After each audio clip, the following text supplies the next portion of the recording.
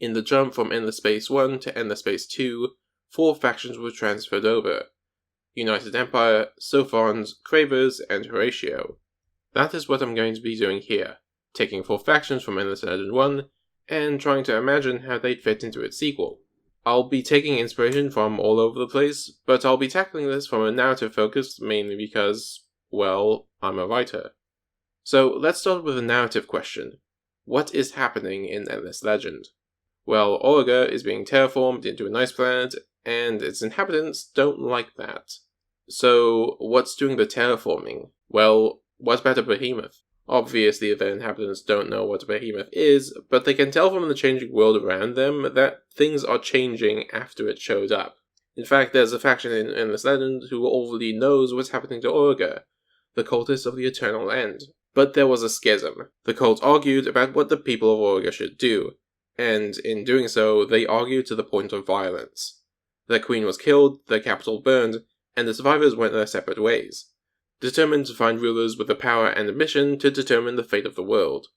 During your faction's main quest, you come across 3 different cultists, and at the midpoint of the story, you must decide which you side with, the future of your faction, and which victory condition you want to pursue. These 3 victory conditions are: 1. Get as many people off the planet as you can, the science victory. 2. Reach and survive the final winter, the military/score victory.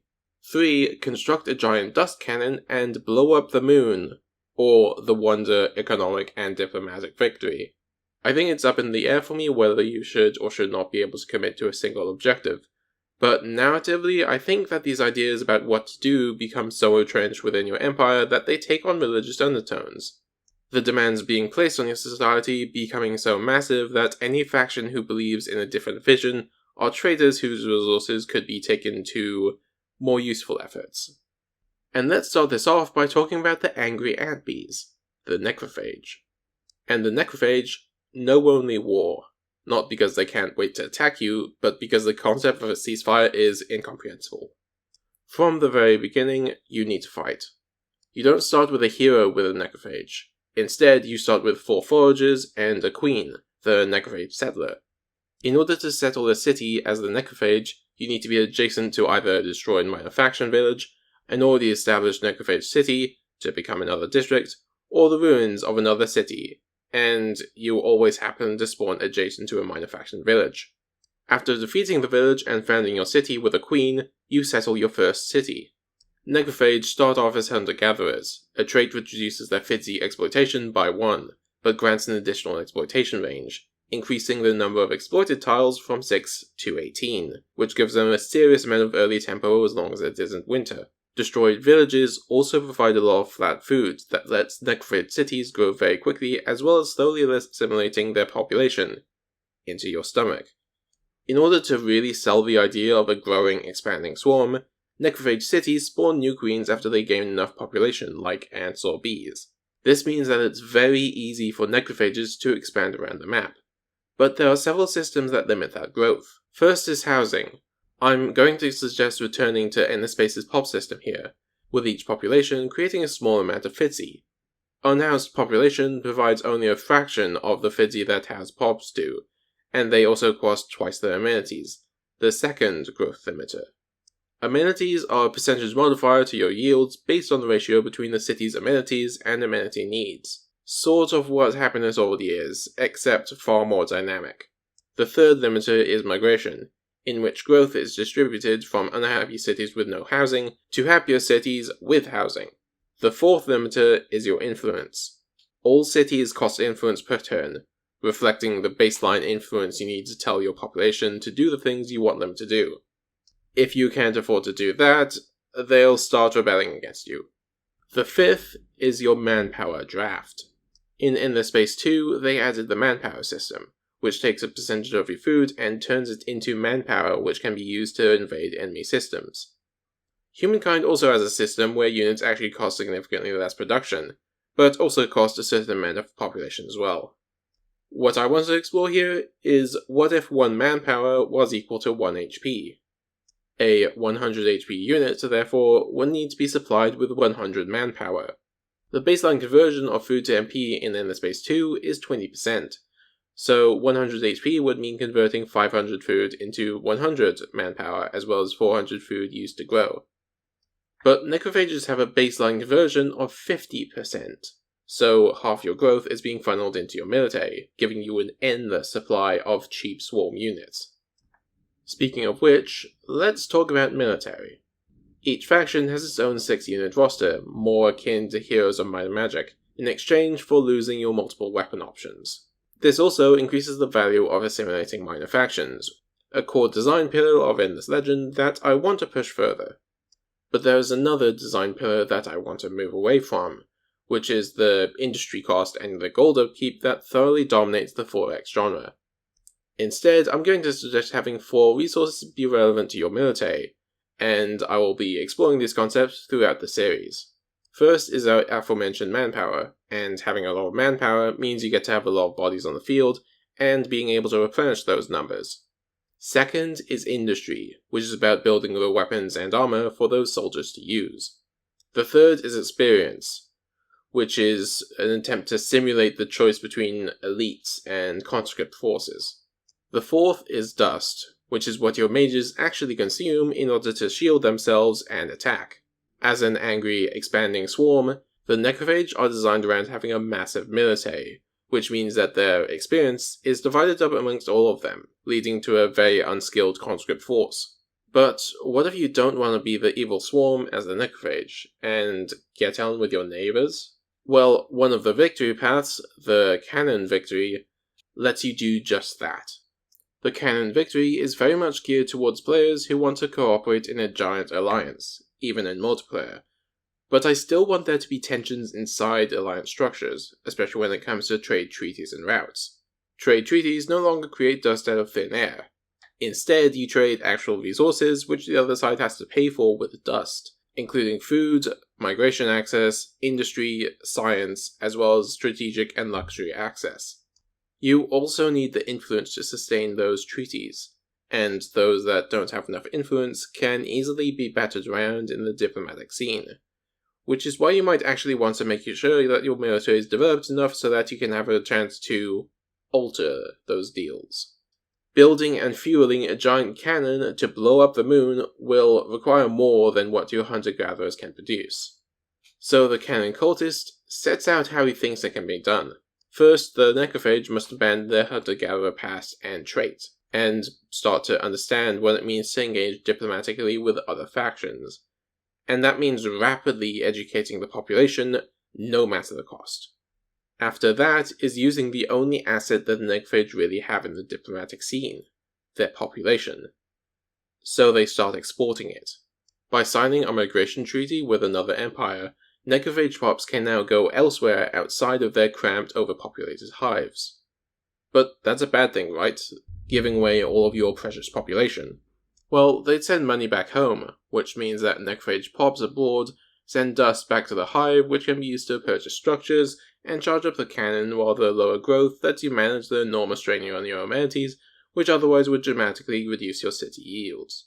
With a reason to be diplomatic and a way to generate the massive amount of dust required to fire the cannon, what's left is to control the planned cannon construction site along Orgo's equator, which you can gain either through conquest, or if you're allied with a friendly empire who controls that province, by supplying production towards that goal.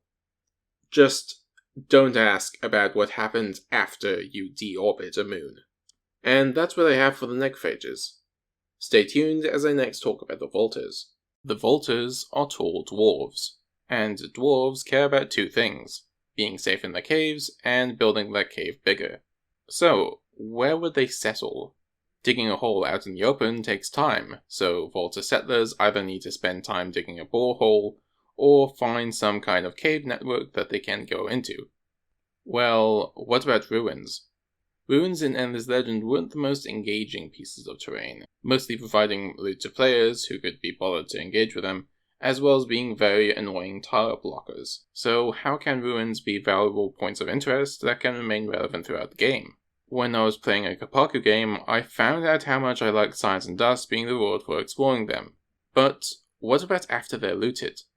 Well, ruins are a site of old knowledge, so what if they provided a small amount of flat science that certain techs improve? And vaulters get double the ruin yields. But what about the ruins that are on the opposite or even outside of your province? How do you gain access to those? Well, let's talk about a new mechanic for your military units. Forts. If a military unit fortifies on a tile for long enough, they build a fort on that tile. These forts are useful for two reasons. First of all, they extract whatever resources on their tile, meaning that you can use your military to secure resources. Secondly, they create a garrison of militia to join nearby battles, alongside providing the side that controls the fort with a free-range ballistic shot. This way, your military has a reason to be active around the map and inside your borders. As vaulters are all about fortifying their cities, these forts are incredibly important to them. Vaulter settlers can also use their own forts to expand immediately, just as if they were a rune, while Vaulter cities can only build districts on adjacent forts. So the Vaulter's military is incredibly important in building out their empire. But what about underground? I think Age of Wonders 4 did it pretty well, but I'd rather stick to the idea of the underground being a dedicated DLC for now. I'm just going to abstract Vaulter underground cities into granting bonus housing with the city only taking up one tile. But mechanically, this leads me on to a new and old way of developing your cities. Developments are wonder-tier improvements that combine Endless Legends resource-specific late-game improvements into a single package.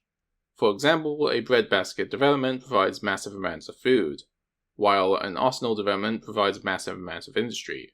You can build as many developments in a single city as your tech level and faction allows, and they all stack together. You can only build one development at a time, but multiple cities can work on a development, just like wonders in humankind. But developments cost a significant amount of dust to upkeep, as well as increasing amenity needs, which makes larger populations in heavily developed places significantly less efficient. But developments also affect adjacent provinces too. Breadbaskets and arsenal developments export a percentage of the food and industry they generate to adjacent provinces, in exchange for dust. But these developments are for other factions. The isolationist Vaulters instead just dig deeper and ever more illustrious facilities. Vaulter developments provide a lot of housing and amenities, while also granting government behemoth-style bonuses depending on how many spare strategic resources you have. And there are two purposes of strategic resources. First is their economic benefit. From my experience with humankind, each strategic provides 5 of its relevant resources in the same way as salt or dyes providing flat food and industry on cities. Various improvements also scale based on your strategic access. Some of my favorite improvements from humankind, for example, include the Inventor's Workshop, which provided bonus science per territory per saltpeter, and the Vanilla Mod's Coal Plant, which gave industry per pot per coal, while also giving +2 on each coal access, which sometimes meant I'd have 30 plus industry per pop.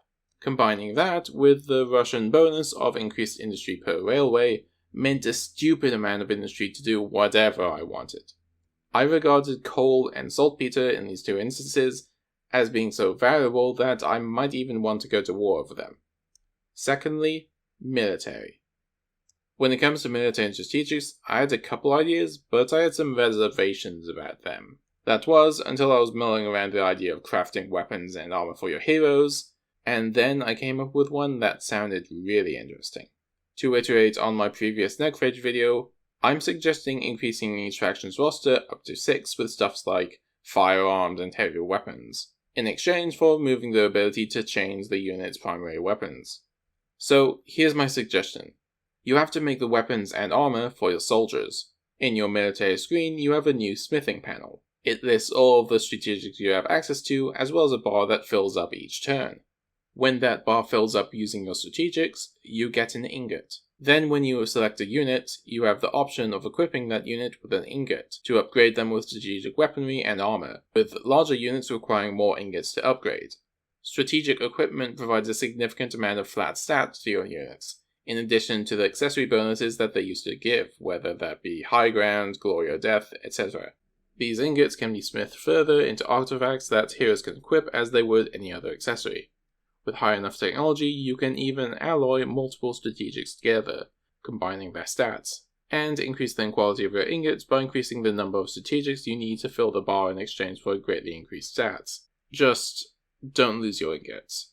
After earning a battle where an upgraded unit dies, a scavenger field is left behind, where any army can scavenge their ingots lost during the fight among a variety of other resources including dust, science, and manpower. If you have too many ingots to keep track of, you can always auto-equip units with whatever excess ingots are available, or trade them with other factions, or with the caravans, a specific minor power that I'll touch on in future episodes.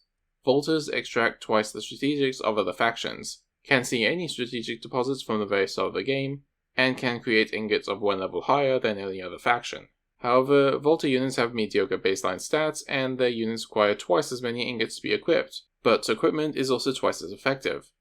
For example, you need 2 ingots to equip a marine, but you get double the stats of those ingots. This is the technical level passive the Vaulters have in MS Legend 1, redesigned to turn the Vaulter military into an elite and heavily armored force capable of standing toe-to-toe against overwhelming odds. So, how do you win the video game? For the Vaulters, the canonical ending is that they leave Olga for good, and I will explore that victory option in the next episode. But what about the Vaulters who are left behind? The second of the 3 victory paths is the fortification victory. You have chosen to remain on Olga and survive through the last winter, but doesn't that mean sitting in your base until you win the game? Well, how about we take some inspiration from Frostpunk and say that Olga's winters are getting very bad. Every winter, your units move 1 tile slower, to a minimum of 1, and take 1 damage per turn outside of the garrison. Meanwhile, your cities get -1 in your FIDSI exploitation, and take 1 siege damage per turn per district, stacking for every winter you've experienced. In the final winter, at the end of the game, this reduction is applied every single turn until you are the only empire left. If a city loses all of its fortification, then it starts losing population each turn until it gets abandoned. Abandoned cities can be resettled, but obviously you don't want to lose them to just the winter. So fortification is significantly more important now, especially for larger and more developed cities with a lot of districts. In exchange for being more effective at winter, districts are significantly cheaper, increase your housing, and provide significant amounts of influence that lets you pay for additional cities. So it's much easier to build really big cities for most factions. Of course, since Vaulters need to build districts on established forts or ruins, they're much slower at this than other factions. So why not ignore the surface entirely and live in your dwarf cave? This is what the second cultist recommends, that the Vaulters need to return to their vaults and get on with preparing for the final winter. Problems start arising though when they discover that they need to figure some things out. For example, if their economies are determined by surface access to strategics, then they'll need to develop underground transportation, creating an underground railroad that lets you teleport between forts that are close enough together. Second of all, your other cities realize that if they don't need to talk to their capital, then they can go their own separate ways much easier, increasing the influence cost of your cities. So you need to garrison and fortify the teleporter room in every Vaulter city you have, which takes a lot of manpower that could be used for your military, but those militia can help just as much with defending the city, as well as providing bonus fortification recovery and resistance for the final winter. The biggest problem, however, is how would you actually generate the power that all of this will need? So the second cultist recommends digging deeper, digging so deep that the Vaulters can access the magma core of Orga. To do that, however, will require Kapaku technology. While developing these Vaulter ideas out, I came across a lot of similarities with the Kapaku, who I think are actually quite fun to play. But considering that they spew smoke and are trying to terraform Orga into a place that only they can use, they would probably make a lot of enemies. So my idea is that the Kapaku were purged from Orga, their cities shattered and technology destroyed in an epic war before Endless Legend 2, with only the maddest of Vaulter standards daring to dabble in that heretical technology. But the second cultists insist that this is the only way to progress further, so you acquire the Kapaku tech and get to digging to the planet's core. It angers an Urkan. Multiple armies of Urkan lice erupt in the region you constructed the core drill, quickly attacking the city. These dormant Urkans are what the second cultist wanted all along, and you will need to dig a total of 3 times in 3 different biomes to finish the quest. Each discovery providing a vast bonus to your empire that will greatly prepare you for the coming winter. But the canon victory that I talked about in my previous Necridge video will make your entire victory irrelevant. You can't prepare for a winter that has been prevented from happening, and the falling debris of the behemoth moon is probably going to cause a lot more damage to Olga than a blizzard. So if the cannon starts charging, then the fortifiers as a faction will declare a total crusade against the cannoneers, in an attempt to stop the Mad Cannon cultist from achieving his goals of stopping the inevitable winter. And there's another faction that is more than happy that winter is coming. Stay tuned for next time when I talk about the Ally. The Ally are bats. And bats are often seen as evil and creepy because, well, they come out at night and screech a lot. Also, vampire bats. So, if they're violent monsters capable of swarming over you during winter, then what are they over the summer? Well, they're very much in control of what is the World Congress function of Endless Legend, effectively able to control what sort of buffs and debuffs all factions on Olga get during winter. I'm mostly rolling that into the general role of influence, so the Ally would have a lot of diplomatic power. Furthermore, the Ally shift between these two opposites every winter. The mechanic that really stood out to me was this. What if half of their manpower is converted to influence in summer, and half of their influence is converted to manpower in winter? That means, if their actual manpower and influence income is equal, in summer you'd have 3 times more influence than manpower, and vice versa. But what do you use both of these resources for? Manpower in my design is a 1-to-1 representation of HP, which means that you get to have a lot of spare HP for your military, as well as letting you build settlers. Influence, meanwhile, lets you expand, apply laws to your empire, and enforce diplomatic treaties. But if the Ally have the We Chosen Few trait, which means they don't have a lot of population to spare, reducing their base manpower, and they have increased costs for expanding their cities, then how do they interact with that? They can be very diplomatic and passive during summer, and then incredibly warlike and aggressive during winter, which would make them a very difficult faction to play and balance. So, how do they expand? It was when I was playing Humankind that I got an idea. Ally settlers are much cheaper than all other factions, but you don't control them. They just wander off into the expanse of Olga to become independent tribes around areas with high FTSE output. When they settle, they act like a mix of Humankind's independent peoples and cultist converted villages. They don't claim provinces, so they can be established in allied or enemy terrain, which can be annoying for whoever wanted to expand there. They create their own small armies for defense, and can be bribed with dust or influence to have them export their exploited tiles to your cities inside your trade network. Ally factions do get bonuses towards bribing these tribes, but it can get too expensive if you're competing with too many neighbors. You can also just annex them, but the We Chosen Few trait means Ally cities cost significantly more influence upkeep than other factions, so you'd better make use of them. During winter, however, these tribes can form raids.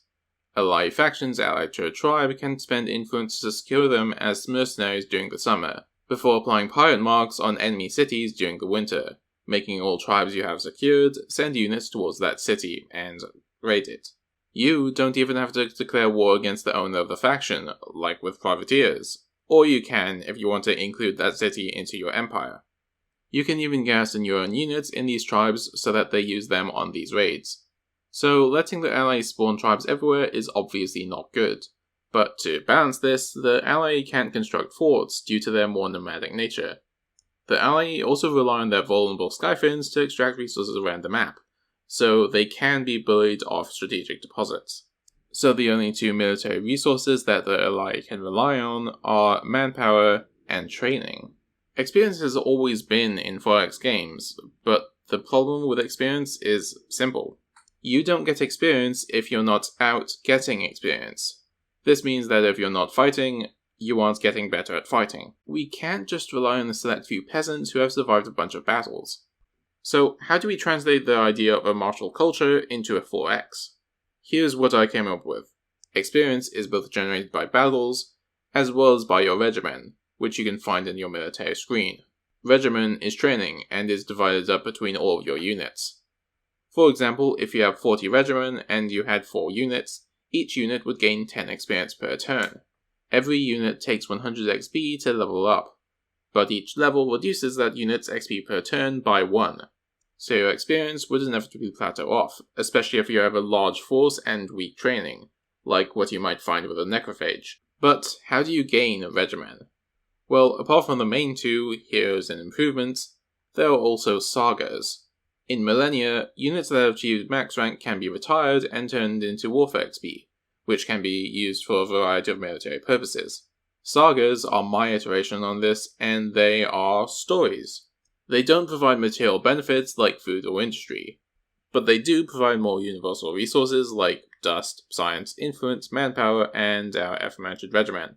You can have as many of them as you want though, so having a small contained standing army just quietly generating sagas is a good thing. Furthermore, there are technologies which increase the max ranks your units can reach.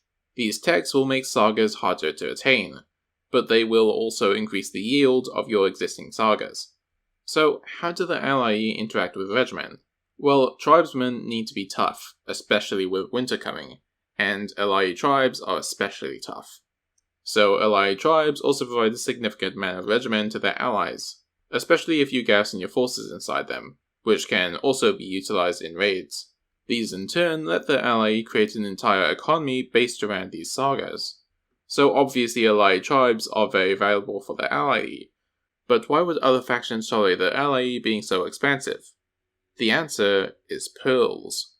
Pearls were fine enough as a gameplay mechanic in shifters, but they did get tedious in the later stages of the game. So my idea is that these allied tribes have discovered how to cultivate pearls as a luxury resource. Now, I prefer how Endless Space 1 and Humankind did luxuries, as opposed to Endless Legend and Endless Space 2. In my view, each luxury provides one amenity, while pearls provide +1 food on exploitation during winter, partially negating or even improving your income during winter. Pearls also function as a strategic resource for the ally, and they have the unique ability to make pearl ingots, which I described in my last video on the Volters. These are valuable not just as weapons and armor, but they are also needed to create Skyfins, the ally resource harvester, which is important because ally create tribes instead of forts. But pearls provide another special resource: wonder. Wonder is, effectively, hero unlock points, and there are only a few ways to gain wonder. The first and strongest source of wonder are quests, which all give a significant flat chunk of wonder. The second is exploiting anomalies and ruins. The third is through developments and specific improvements. The fourth is through our aforementioned sagas. Your regimen is also supplied to your heroes, which creates a feedback loop between your military, your sagas, and your heroes.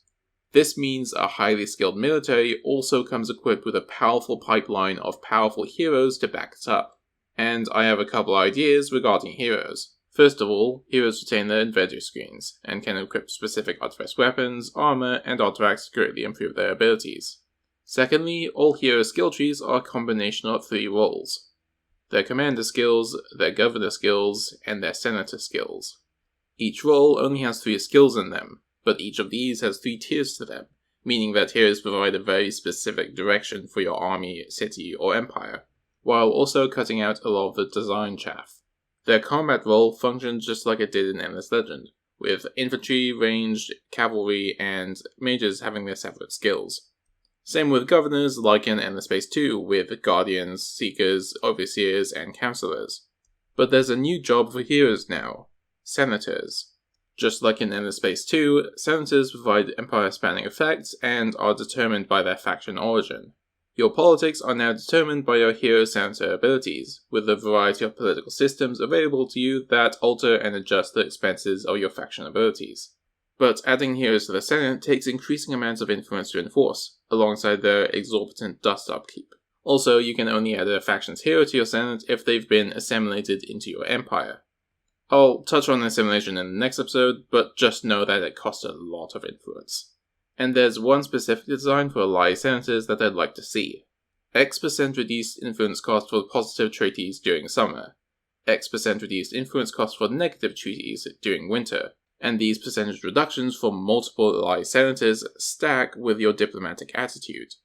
If you have enough influence, you can unite Orga under one banner without any enemy having a chance at saying no. But how much it costs to unite Orga depends on the other faction's relation to you.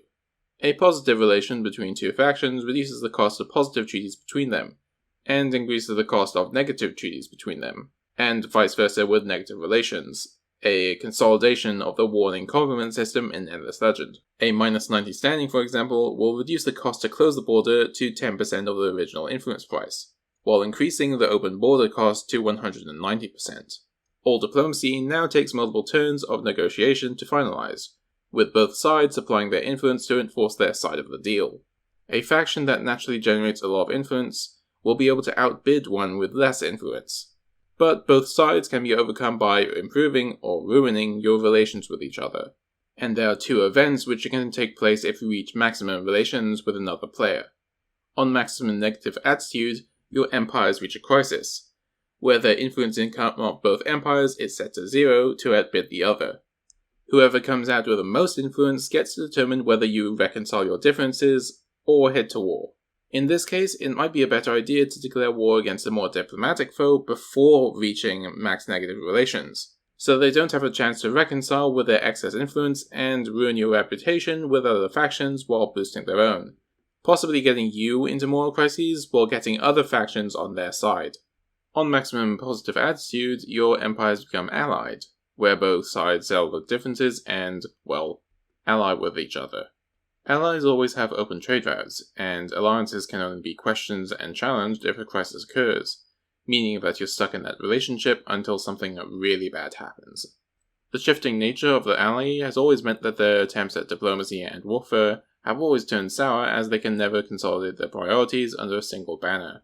With the dark season approaching, more and more allies are becoming wary of the split in their society between the summers and winters that have always held sway over them. But our third cultist, the Heavenly Cultist, suggests that there's a third way for the ally, because in space there is neither winter nor summer. This concept is one that the ally cannot understand. There has always been winter and summer, nor can there be one without the other. So the Heavenly Cultist tells you that you need to convince your people otherwise, expanding your Senate and Stargate stockpile until the possibility of reaching out into space is an idea that stretches into the people's imagination, doubling your science per pop while also reducing their allies' expansion penalty. Your next priority will be to create or acquire multiple new cities in order to increase your population and production, in order to weld massive pieces of metal together into an airtight shell, giving you access to arguably one of the most powerful generic units in the game, a tank. It does have a massive dust upkeep though, so you might not be able to field a lot of them. From there, you need to reach H5 before gaining the technology required to send your first mission into space. It doesn't go so well. Instead of winning the game, you get a special wonder project to send a rocket into space, which provides more and more science with every launch, turning your production into science, basically. But then you hear something you didn't want to hear from the Heavenly Cultist. All of this is not fast enough. Your people can't just keep sending rockets to fail while winter makes life harder. They need something more. So he tells you to secure as many ruins as you can, to try and find something that maybe the galaxy has forgotten to take away. The Ally have never bothered with forts, but the cultist gives you the ability to during this quest. So you reach out to find them, and you find a legend of a crashed spaceship, its remains scattered across Origa. Go out and secure all the pieces, whether through diplomacy or tank spam, and only then can you go into space. With the pieces reassembled, the Heavenly Cultist and your loyal elite join you on the journey out of Origa. But not just yet, because the Heavenly Cultist sets a course for the Behemoth Moon. There he says, we will find more craft to take more people off-world. You find a few, not enough to save a planet, but the cultist is uninterested. He walks for hours and days, until he comes in contact with the console room. There he sits down, exclaims that he can finally destroy the anthill experiment that is Origa, and initiates the final winter. Those who went after him are cut down by security fire, with only the craft you came in on, the Argosy, initiating its drive engines and leaving Origa to its fate as the behemoth detonates in a massive dust explosion behind them. So it is that the Seekers abandon their planet, the Fortifiers wall themselves in, and the Cannoneers save the world by destroying it. Origa was always going to be a tragedy. Join me next time as I talk about the Ardent Mages. There are two things that really stand out about the Ardent Mages. their architecture, and their unique way of seeing the world. For their architecture, I really want to explore the Sky City angle that you see in their artwork as an in-game mechanic. Their population, meanwhile, is a bunch of hedonist jerks who 100% want to colonize some natives, not just through brute force, but also through goth girl propaganda. So, where do they settle? Ardent Mage settlers are very expensive and much slower than other settlers, as they need to draw a massive floating pyramid behind them which serves as the seat of their city. But these settlers don't just settle normal cities, they settle sky cities. All districts have adjacency bonuses like what you can find in Humankind, alongside a variety of improvements to increase these further. Sky cities, however, can go up. First, however, they must be anchored to the ground. If a Sky City district is surrounded by other districts, it will rise up one level, allowing it to tap into Aura's atmospheric dust currents. The more district rings you have, the higher these Sky Cities can go, providing more and more dust. Additionally, Sky Cities have powerful defensive dust lasers that can attack enemy units in sieges, so the Ardent Mages can be far greedier when it comes to developing their city further. In winter, however, the strong freezing winds mean that the Sky Cities must be brought back down to avoid them getting blown away. So, Sky Cities lose these bonuses during the winter, making them incredibly vulnerable. What these Sky Cities lack, however, is food. Sky Cities don't have access to breadbasket developments, which prevents them from acquiring advanced food improvements as well as exporting food along the trade network. Of course, this only applies to cities settled by a Sky City settler. So, if you were to, say, conquer a non-Sky City, then you could create the breadbaskets you need to grow out your population. The Ardent Mages, however, like the Vodiani, have another way to grow their population: indoctrination. Different populations in your empire need to be managed in different ways, so each distinct population in your empire saps your influence by 1 per pop per type. This can, obviously, escalate very quickly. Of course, this influence cost can be reduced by completing assimilation quests. Each population has its own quest line that rewards you with a series of unique improvements, districts, units, and traits, alongside a reduction and elimination of the influence upkeep of that population, while also allowing those population heroes into the Senate, which I talked about in my LI episode. Ardent Mage Indoctrination goes one step further in a sort of passive Vodiani way. Indoctrination occurs all along the Ardent Mage trait network, using their excess influence to siphon off population growth towards the Sky Cities. But Ardent Mage Pops aren't a single species, they're a creed. Pops siphoned in this way gain a new Ardent Mage Pop yield on top of their own yield, making them incredibly efficient, although Ardent Mage Pops also have higher amenity needs. Naturally, this frustrates every empire within the Ardent Mage trade network, with every population siphoned reducing relations for several turns. So Ardent Mages are very prone to going to war. Therefore, it might be a good idea to build a military. And this brings me on to the last new aspect of this design's military: magic. To reiterate the 3 other design points I talked about in my previous episodes, there is draft, derived mostly from your population, equipment, derived from having plenty of strategic access, and training, derived from having an elite force. Because of the introduction of these new resources that you have to worry about, all units no longer have a dedicated dust upkeep. Instead, magical units often either have a dust shield, or use dust munitions, or both.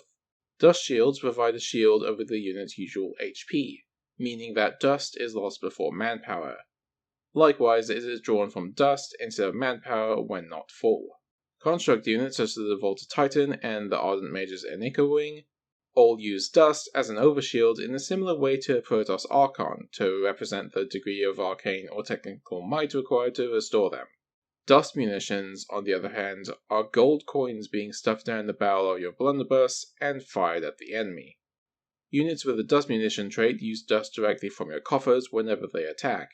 If you can pay the dust cost, they are incredibly powerful and often have special traits such as area of effect, bonus damage, or debuffs. But if you can't pay that, then they really aren't that good.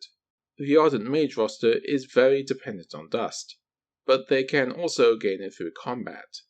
The Power Through Pain trait means that any draft lost during combat is instantly reimbursed as dust.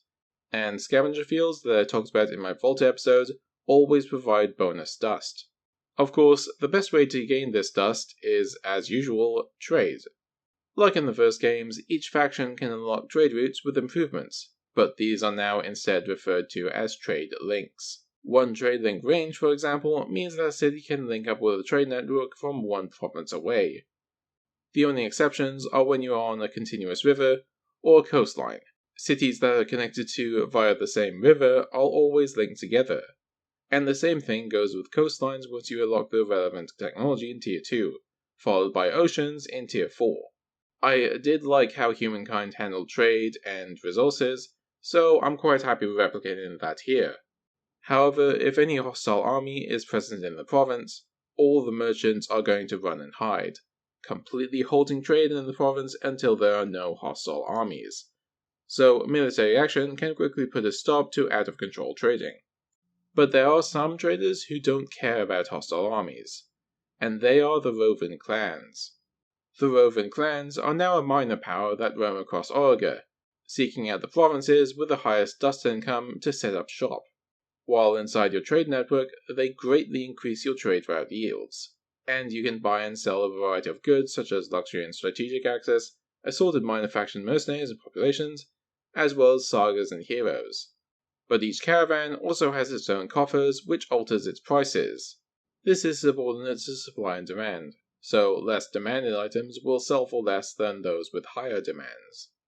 If a caravan becomes wealthy enough, it will splinter in two, creating a new caravan that is free to wander and find its own fortune. However, there can only be one caravan per province to avoid competition, and these caravans are only attracted to the wealthiest provinces, which might be in a rival empire. Caravans also have their own dust-type keep to pay for all of their mercenaries, as well as a giant expensive Satsuki beetle, and therefore they can run out of money to afford their lifestyle. If they run out of dust, they will begin to raid in the province in order to pay for themselves. You can let them raid to keep them in business, or you can defend yourself by destroying the caravan. This will mean losing out on their trade route bonuses, but all that caravan loot could come in handy. So the odd mages can produce and use a lot of dust. But dust is much better when you're building wide, because you're buying a lot of small improvements all over the place, as opposed to spending a lot on one single improvement. So how would a tall empire use magic to improve their cities? Well, what about spells? Ardent mages obviously had spells, but they really only had pillars which granted a couple of bonuses. What I'd want is something out of the Age of Wonder 4 trailers, where first you drop the forest on your opponent's doorstep, then conjure those trees into treants to siege your opponent's city. Therefore, all factions have access to a generic spellbook from which you can cast spells that infect entire provinces for several turns. These spells need to be researched, and you can only have one kind of spell active in the province at a time. But you can spend more dust on the spell in order to increase its potency, up to your maximum spell potency, which is also increased by technologies as well as the Archmage Academy development, which also provides more access to more advanced dust and science improvements. Ardent Mage Empires have a significant cost reduction in their spells, in addition to a base +1 max potency. And here are some of the spell designs that I personally came up with. There's definitely quite a lot of potential out there for spell designs, but in the context of the 4X genre, I think they should be spells that alter the fate of nations and have unexpected consequences, such as spawning 5 valuable luxuries outside your city, alongside 5 wild armies on your doorstep. And this is where I'll leave things, primarily because Amplitude actually gave me early access to Endless Legend 2, which is a serious honor. My own design differs wildly from what they've come up with, but it has been incredibly validating as someone who's always just had ideas running in his head and needs to get them out. I'll definitely try to see if I can start developing my own games, although that'll have to wait until after I finish my novel, which should be coming 5 months, I guess? I'm not sure.